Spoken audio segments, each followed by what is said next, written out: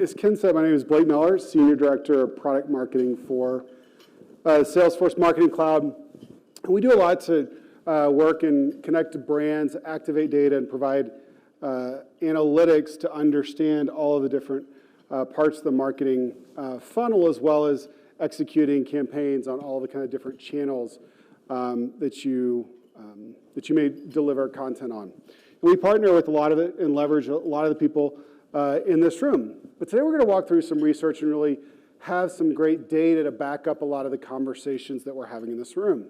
And the interesting thing that I love having the data is it helps back up intuitively what we see in our behavior, but there's nothing better than walking into a conversation to have that marketing insights to see what other marketers are doing as well. So we surveyed 4,000 marketers around the globe, as you can see, in every major region of the world to really get an understanding of what marketers are doing. And so marketers broke down their performance, where they feel they fit on this spectrum.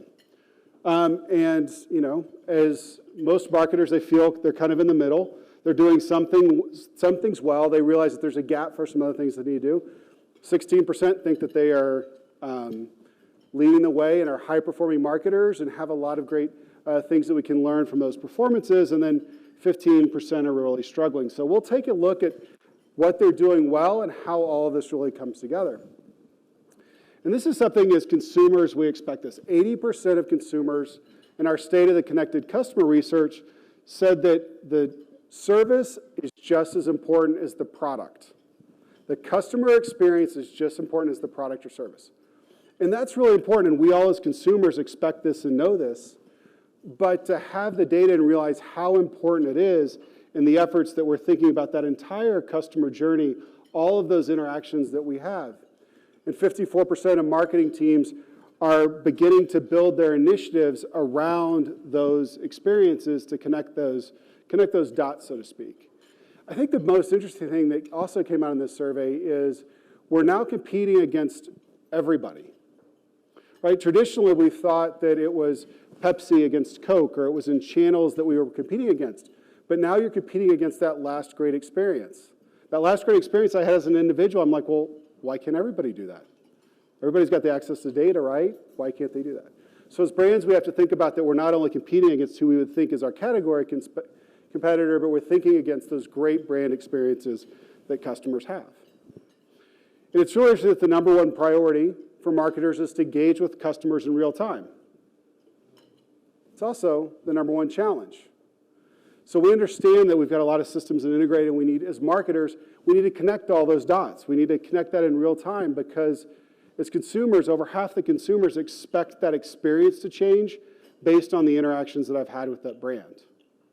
So we need to be able to take this insights and actions in real time, and customers also expect to find information in less than 3 clicks when they come to your website. So personalizing that experience based on those interactions.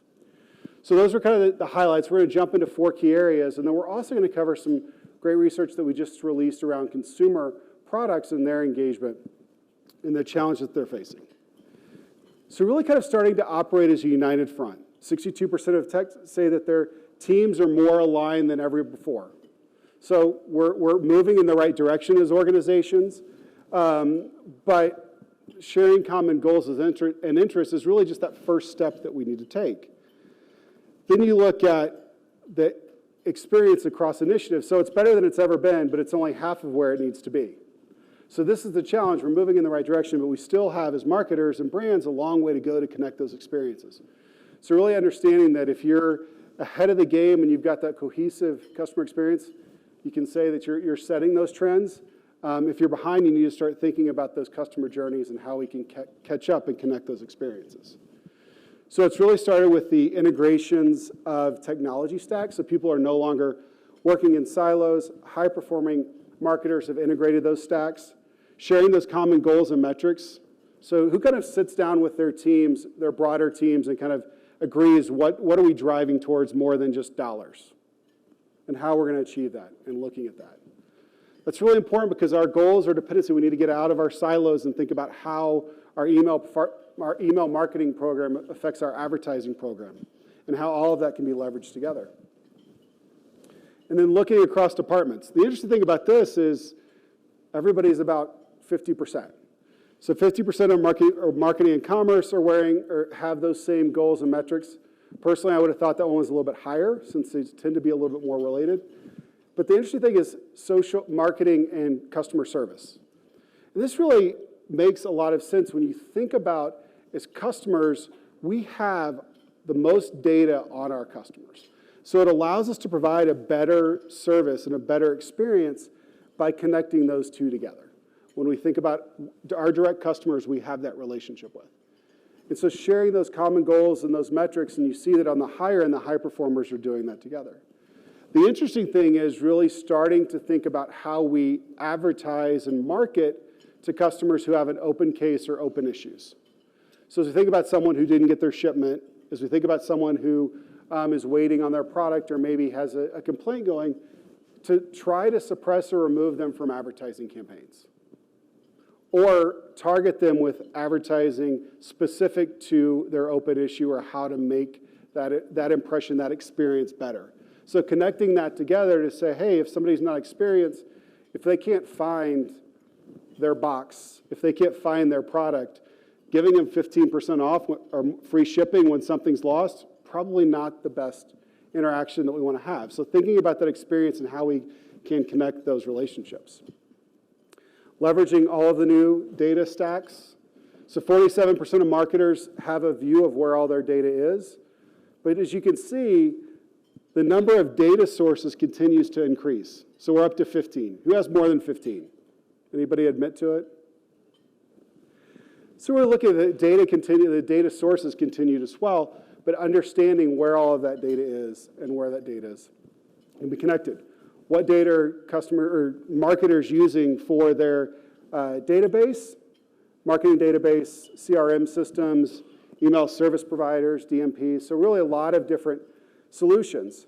And really trying to identify and resolve those identities across all those platforms becomes a challenge facing marketers today. Leveraging artificial intelligence and trust. It's interesting to hear all the conversations going on about the California laws and GDPR and how that comes together and letting consumers be in control of their brand. But we really see a lot of the artificial intelligence coming together as well to leverage and help marketers. High-performing marketers are almost 3 times as likely to be using artificial intelligence. Artificial intelligence can play a lot of different areas, and where we've seen it have the biggest impact and benefit for our customers is really identifying new audience segments, looking at all of the data, identifying new audiences, and then also making product recommendations and personalizing content. Because we can really set the frameworks for those interactions, those frameworks for those conversations, and then let the data decide. Let the data personalize so consumers are getting that personalized experience. And this is the interesting thing, voice. Voice will change search because I can talk a lot faster than I can type. I think most people are that way. To really start to search and find things much more quickly through assisted devices. And then we really see this coming in a lot of different areas. Predictive journeys, so identifying that right path, that right content. How do we opt them out and move them from one experience to another so we can create shorter kind of micro experiences and move that customer through all those engagements. Personalizing the content, dynamic landing pages, so again, we're surfacing, if that person is coming back over and over and only looking for certain products, let's surface that content earlier in that experience. And then leveraging all of that integration of online and offline experiences together to provide better customer experiences. And so we really see that it goes beyond trust. It says 44% of marketers are over and beyond what the government says they have to do on trust. What they have to do on their regulations ahead of that to really gain that relationship and that transparency with subscribers and with consumers. And then really diving in and gaining those new levels of engagement and understanding that this is what customers expect. We've got the website, and then we leverage all the different channels for acquisition, customer retention, leveraging email across a lot of those channels, social, video advertising for building brands. That customer experience ties all of that together to have that consistency across every channel and across every interaction. But only 28% of marketers are satisfied with their ability to master that at scale across the entire customer ecosystem. So you see there's a big gap in where marketers feel they need to go to achieve that consistent customer experience. So now we're going to dive in with a little bit more of some customer goods and the battle for those relationships, maintaining that B2B and B2C balance as marketers that we need to have in the CPC world. So it's really integrated to have that direct 41% of marketers can access that data from those indirect sources. So they have some data from sources and they're getting access to that, but they really need to, how we can increase that and leverage that data.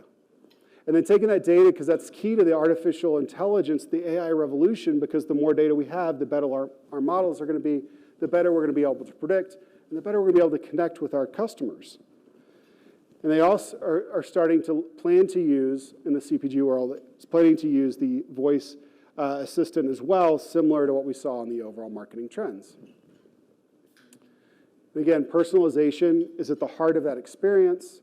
As we look at that as consumers, we all have this. It's not any different for our customers. We want to be treated as an individual, not as a number.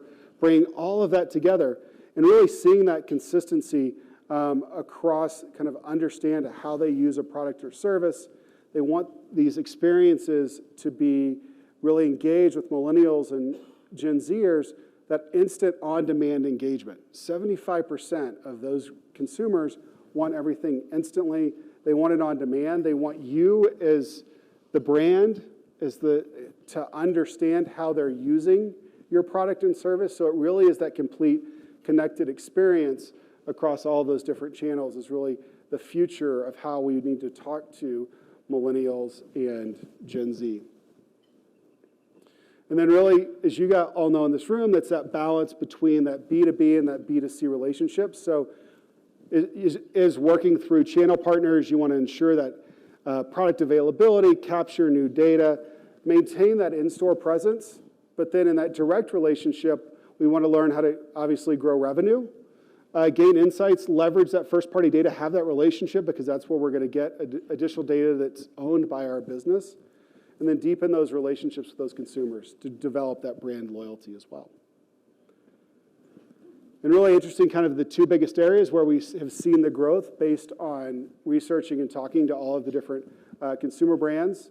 Planned investment over the next 3 years, first-party data, and digital portal. So helping customers to help themselves, solve those problems on their own, and then seeing kind of less dependent on phone support, TV ads, and direct mail. So how can you shift your customer service budget and those interactions into digital channels for whether it's websites, communities, letting people help themselves, because that's really something we see from millennial and Gen Z. They want to be able to go find information very quickly on their own as opposed to picking up the phone. And then leveraging to really tell that story, really to wrap up with the believe that their company is completely transparent about their business, leveraging how you're using the data, providing that transparency, really going to try to control as much of the story and the relationship as you can. I know that's a challenge because you are working through channels and distribution, and you can have a great relationship, but if the store's not displaying something correctly or it's not a great experience, unfortunately, that you can't control, as the marketer, but leaning in and controlling as much of that brand as we can through not only our digital channels, but also our direct-to-consumer experience, as well as really where we can leverage those B2B and channel partners as well.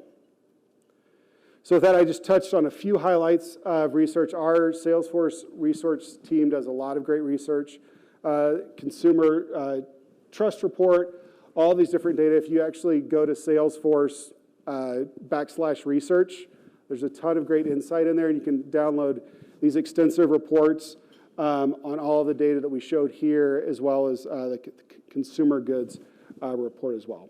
So with that, I want to thank you for your time today, and I will be happy to throw it back over to John for updates on afternoon activities. Thank you. Thank you, Blake. Blake, you've got Christopher Chris here. is back there. Where's Chris?